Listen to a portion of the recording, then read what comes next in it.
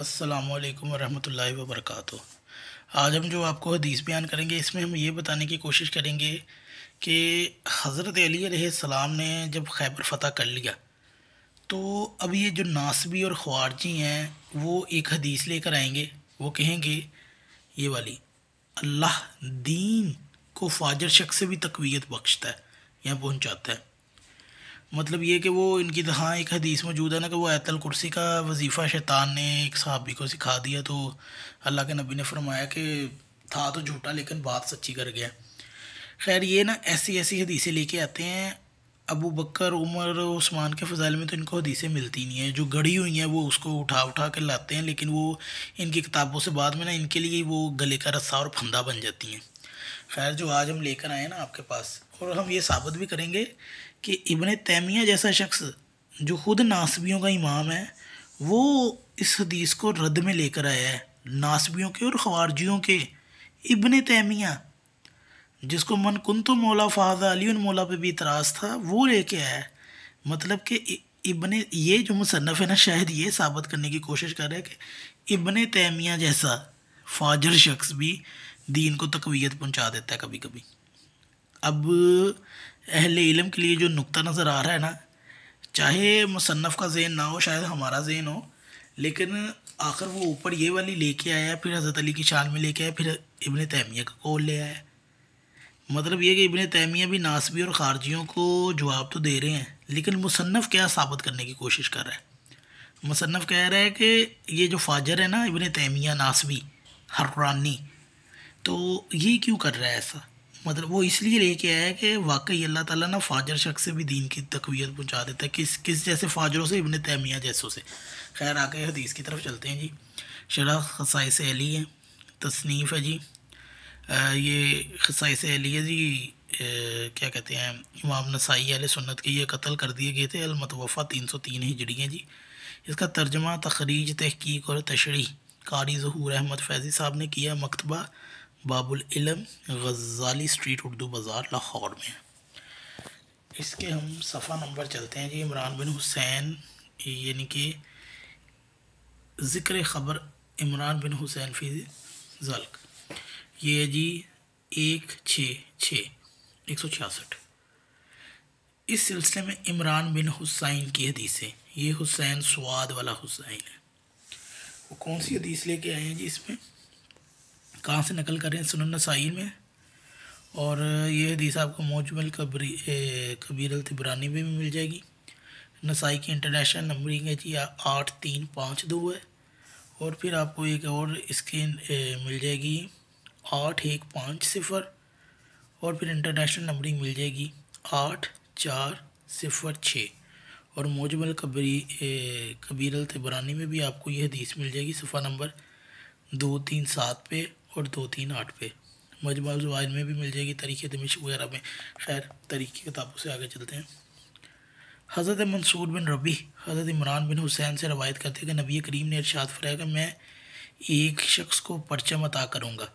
یہ میں وہی والی حدیث کے الفاظ ہیں، یہ جو ان کی حدیثوں میں الفاظ نا اوپر نیچے ہو کر چھوٹے موٹے ہوتے رہتے ہیں، کہیں پہ کچھ کمی ہو جاتی ہے، کہیں پہ کچھ کمی ہو جاتی ہے، لیکن اس کا جو متن ہوتا ہے نا وہ تقریباً ایک ہی جیسا ہوتا ہے، مل جاتا ہے کہیں نہ کہیں آ کر، کیونکہ ان کے علماء کے یہ کام ہوتے ہیں کہ یہ نا فضائل کو، حضرت علی علیہ السلام کے فضائل کو چھپانے کے کاریگر ہوتے ہیں، تو فلاں فلاں ڈال دیتے ہیں یا پھر وہ لائنیں غائب کر دیتے ہیں۔ جیسے کہ پچھلی حدیثوں میں آیا تھا کہ کل میں جھنڈا اس شخص کو دوں گا کہ جو اللہ اور اس کے رسول سے محبت رکھتا ہے، اور اللہ اور اس کا رسول بھی اس سے محبت رکھتا ہے، اور وہ اللہ اس کو فتح دے گا۔ مطلب شروع کے الفاظ کاٹ لیے کہ پہلے ابو بکر کو بھیجا پھر عمر کو بھیجا، یہ الفاظ کاٹ لیتے ہیں کبھی کبھی۔ خیر حضرت منصور بن ربیع حضرت عمران بن حسین سے روایت کرتے ہیں کہ نبی کریم نے ارشاد فرمایا کہ ایک شخص کو پرچم عطا کروں گا، وہ اللہ اور اس کے رسول سے محبت رکھتا ہے۔ فرمایا اللہ اور اس کا رسول بھی اس سے محبت رکھتا ہے۔ پھر آپ نے سیدنا علی کو بلایا، حالانکہ وہ اشوب چشم میں مبتلا تھے، تو اللہ نے ان کے ہاتھ پر فتح عنایت فرمائی۔ اس حدیث میں ابو بکر عمر کا وہ والا حصہ غائب ہے کہ جس میں وہ بھیجا اور صحابہ کہتے تھے کہ یہ بزدل ہے، وہ کہتے تھے وہ بزدل ہے۔ ابو بکر کے صحابی کہتے تھے ابو بکر بزدل ہے، ابو بکر کہتے ہیں میرے ساتھ جو صحابی بھیجے ہیں وہ بزدل ہیں۔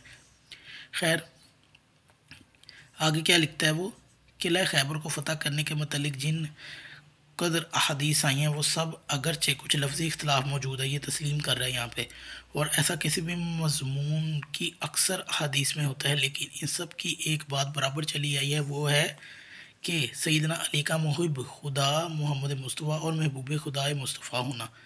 اکثر حدیث میں تو محب اور محبوب دونوں کو صفوں کا ذکر کیا گیا ہے، صفتوں کا ذکر کیا ہے، بعض میں صرف ان کے محب ہونے کا ذکر کیا گیا ہے۔ مطلب یعنی کہ ان کے الفاظ کبھی کچھ ہو جاتے ہیں، کبھی کچھ ہو جاتے ہیں، مطلب پتہ سب کو ہی ہے۔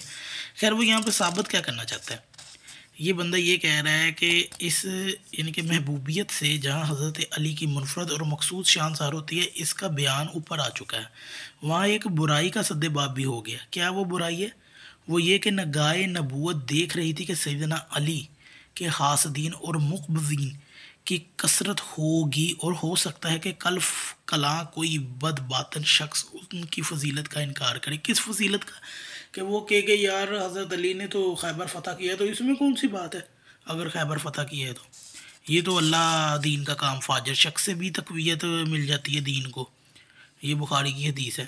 آگے میں چلتے ہیں، پھر آپ کو بتاتے ہیں۔ خیر جو انہوں نے غزوہ خیبر میں حاصل کی، وہ کہے کہ کیا ہو گیا اگر علی نے کے ہاتھوں خیبر فتح ہو گیا؟ اللہ جسے چاہتا ہے اپنے دین کو تقویت پہنچاتا ہے، جس سے چاہتا ہے، بلکہ وہ تو فاجر انسان سے بھی دین کا کام لے لیتا ہے۔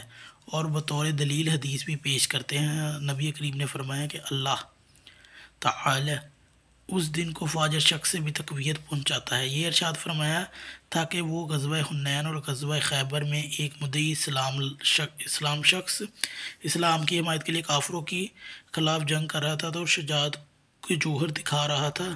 نبی کریم نے فرمایا وہ جہنمی ہے۔ بالآخر وہ زخموں کی تاب نہ لاتے ہوئے خود کشی کر کے مر گیا، اور ارشاد نبوی پورا ہوا۔ بخاری میں بھی ہے اور یہ صحیح مسلم میں بھی ہے۔ اکثر انجینئر صاحب بھی اس حدیث کا تذکرہ کرتے ہیں کہ جی وہ شیطان لے کے آیا، یہ لے کے آیا، پھر جی اللہ دین کا کام تو فاجر شخص سے بھی لے لیتا ہے، اور یہ وغیرہ وغیرہ۔ ان کے نا ہاں جب فضیلت گھٹانی ہونا تو ایسی حدیثیں آگے آتی ہیں۔ بھائی وہ فاجر شخص سے لیتا ہے، ان سے نہیں لیتا جو اللہ اور اس کے رسول سے محبت رکھتا ہے، اور اللہ اور اس کا رسول بھی اس سے محبت رکھتے ہیں۔ بیچ میں یہ بھی الفاظ پڑھ لیا کرے۔ خیر مصنف نے اشارہ کہاں پہ کیا ہے؟ مصنف کا اشارہ کس شخص کی طرف ہے؟ وہ بلا اس شخص کی طرف ہے، اور وہ کون ہے جی؟ علامہ ابن تیمیہ۔ علامہ ابن تیمیہ کے منہ سے نکلوا دیا، یعنی کہ اس نے یہ والی حدیث لکھنے کے بعد یہ صرف اتنا ہی باب بند ہے کہ یہاں پہ یہ باب ختم ہو گیا۔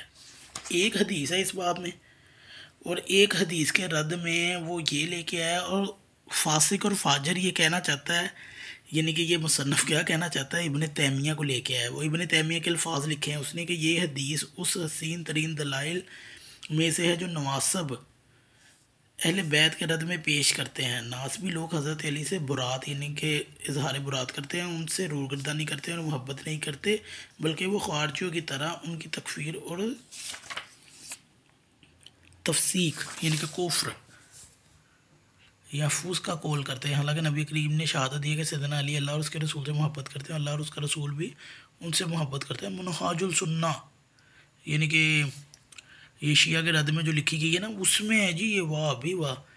اس کا مطلب یہ ہے کہ ابن تیمیہ کے منہ سے نکلوایا گیا ہے۔ ابن تیمیہ بھی پھر اپنے دور کا کیا فاجر شخص تھا جو من کنت مولا فاز علی مولا کا بھی انکاری تھا، لیکن یہاں پر وہ یہ دلیل قبول کر رہا ہے۔ اور مصنف نے بھی کیا چلاکی کی ہے، صرف ایک باب بند ہے، اس کے اندر ایک حدیث نقل کی ہے، حالانکہ مصنف پیچھے خیبر سے متعلق حدیثیں درادر پیش کر رہا ہے۔ یہاں سے ہم نے آپ کو دکھائی تھی کہ وہ تورات کے اندر حضرت علی کی خیبر فتح کرنے کا تذکرہ ہے، اور دیگر بھی تذکرے ہیں، لیکن اتنے بڑے اس نے باب باندھے۔ لیکن یہ جو اس نے باب باندھا ہے نا، اس سلسلے میں عمران بن حسین کی حدیث، ایک ہی حدیث لایا ہے، ایک ہی، وہ اس میں متن بھی کوئی اتنا خاص نہیں ہے، چھوٹے سے متن والی حدیث ہے۔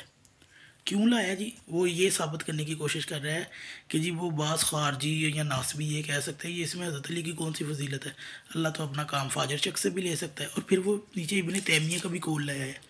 اس سے یہ بھی جناب واضح ہو رہا ہے کہ ابن تیمیہ جو من کنت مولا فاض علی مولا کا بھی انکاری تھا نا، جس نے منہاج السنہ شیعہ کے بغض میں لکھی تھی، وہ یہ بھی یہاں پہ تسلیم کر گیا کہ حضرت علی سے محبت اللہ اور اس کے رسول بھی اس سے کرتے ہیں، اور اللہ اور اس کے رسول سے حضرت علی بھی محبت کرتے ہیں۔